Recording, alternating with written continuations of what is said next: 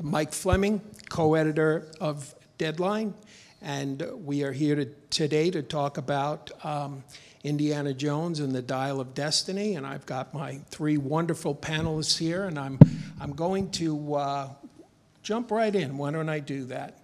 So this is to Phoebe and Mads. Tell me what the original Raiders of the Lost Ark, the 1981 movie, meant to you, starting with that rolling boulder scene and all that followed. I just watched it recently, and I found it holds up very well. Give me a sense as to maybe what you remember about where you were in your life and how that movie hit you, each of you. Well, I wasn't born when it came out, but maybe the first time you saw it. Yeah. When it impressed. Well, you know, I grew up with it, so I can't actually remember the first time because I watched it so many times growing up and with my family and at Christmas, and I've seen it so many times, but it still and watching it again recently, it still brings as much joy. I just remember it being so much fun. And the spectacle of it, the daring adventures, and the comedy, and there being something so glorious about a reluctant hero, and sorry, and this idea that there's a hero. Harrison hates it when we call him a hero, but who can fall over and get hurt and is terrified of snakes. And there was just something irreverent and beautiful about it, and I remember it vividly. Matt? Yeah, I was 15 and I watched it on a VHS player with my brother. I was alive at that time. So we rented 5 films and we started out with the Raiders, and then we didn't watch the other films. We just watched that again and again and again. And as you said, that beginning I've never seen anything beat that as an opening in any film. We were just blown away. And what have it meant to us? The world, I think, to my generation. For people in this business, it has been a direct reason for a lot of my colleagues and friends to pick this up. And for audiences around the world, it's been a family journey. You know, my kids watched it, my parents watched it, and now I have got a grandkid, and she's gonna watch it. You know, I think it meant the world to us, my generation. Well, I remember Harrison has been in a lot of those movies, I think. I remember once asking Ridley Scott about the first time he saw Star Wars, and he said he went in and he watched it with a guy who was going to produce the movie he was going to make.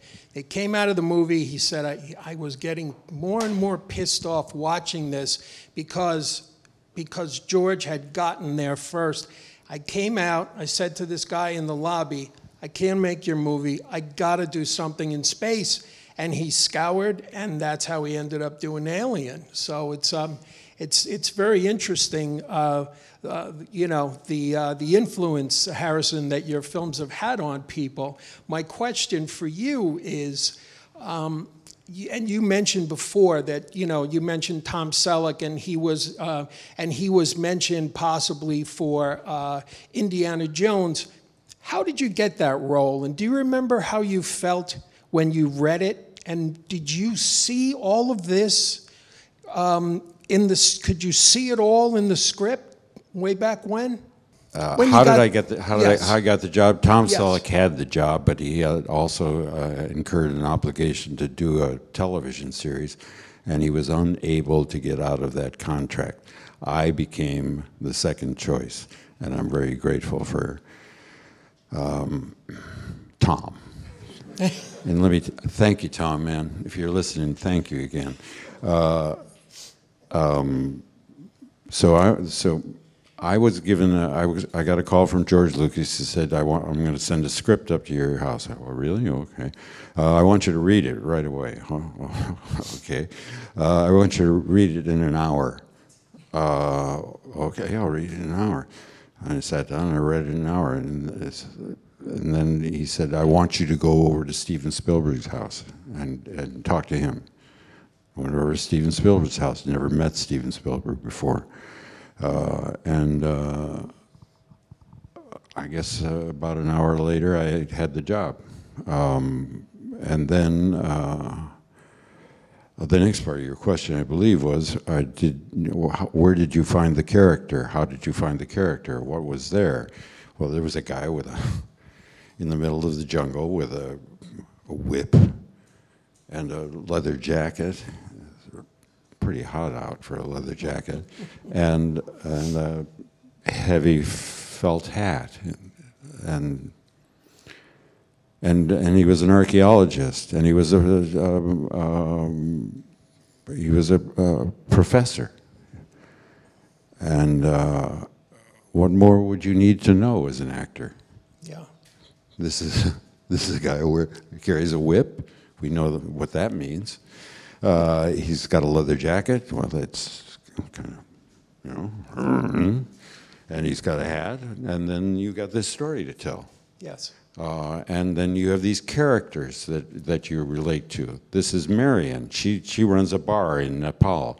You met her once before. You have a relationship with her. She doesn't like you anymore. There's a reason to go there. Because her father has this thing. His father was an archaeologist, and he had this thing. You need to find this thing, and so on and so forth. Okay, you know, this is your Lego set. Yeah, build something. Well, I'll take the Indiana Jones pieces, obviously, put them all together. This is, you know, see how they relate to other things. It's the same damn job every time. We're assistant storytellers. When you have an exceptional property like this, do you know when you go in and it's day one and Steven Spielberg starts filming, do you have it in your mind that this is going to be special?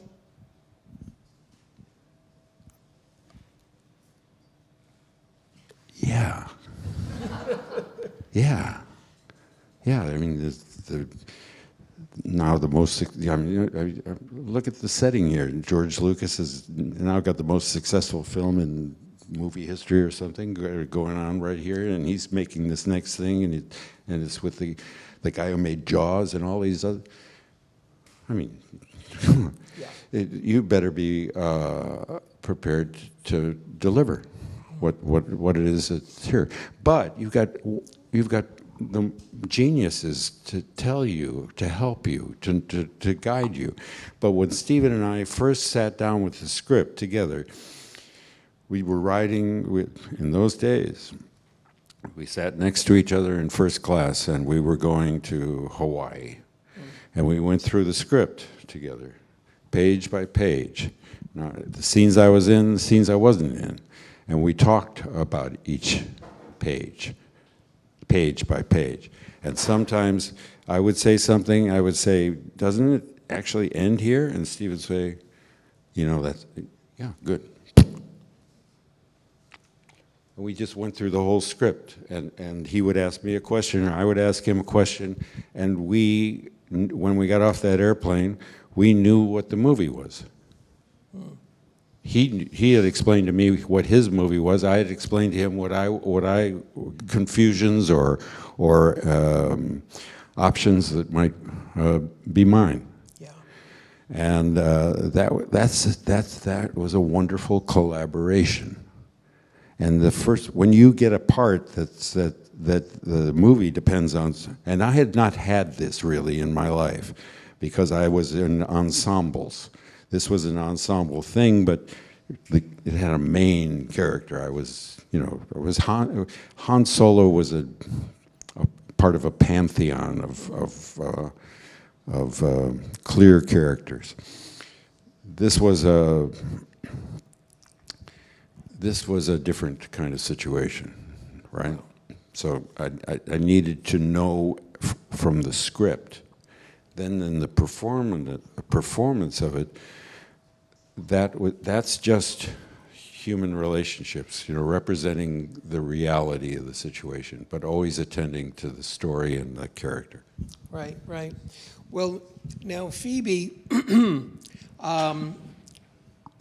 how did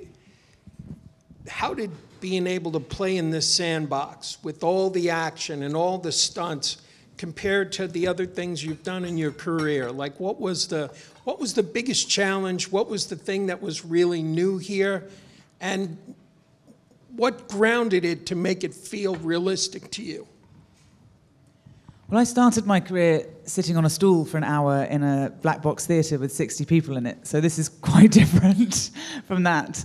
The thing that grounds it, I think, is the script and the reality of the emotional relationships. And I think that's the thing that you can always reach for. And however huge and spectacular and challenging the action is, which was so much fun to play in that sandpit and to be able to throw yourself around physically. It's a very different kind of acting. It's a very honest kind of acting because it hurts.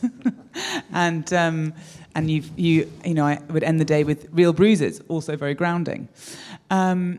But I think really when you have a script like this and a story like this and characters that you can really dig into, then all the rest of the noise of how huge this is kind of quietens, and you just play the truth of the story. And luckily we had a really wonderful story to play. Yes. Now, Mads, for you, so you get the script and you go, okay, what am I going to give? I'm Indiana Jones. I've loved this movie forever. What am I going to get to do? Oh, great, I'm a Nazi, to be reviled and eventually somehow thwarted. What made you say yes? What about your character or just the whole world that you just said, I'm doing it? Let me phrase it differently. I can't imagine anything that would make me say no. It was as we talked about. It's like I didn't dream of being an actor as a kid when I watched it. I was just watching it. I wanted to be that man with a hat and jumping around and finding treasures. So I get to, all of a sudden, 42 years later, I'm here. To be part of that family, just like the small brother on the left side, it's just such a great honor. It's amazing. And playing a Nazi, obviously, we don't want Nazis to play a part in the world anymore. But if there is a part for Nazis, it's in an Indiana Jones film. We want to see him punch them, and I will gladly be part of that. You take the blows, and you take them very well. All right, I think we've come to a close for this first session, so I appreciate it, all of you. Thank you. Thank you.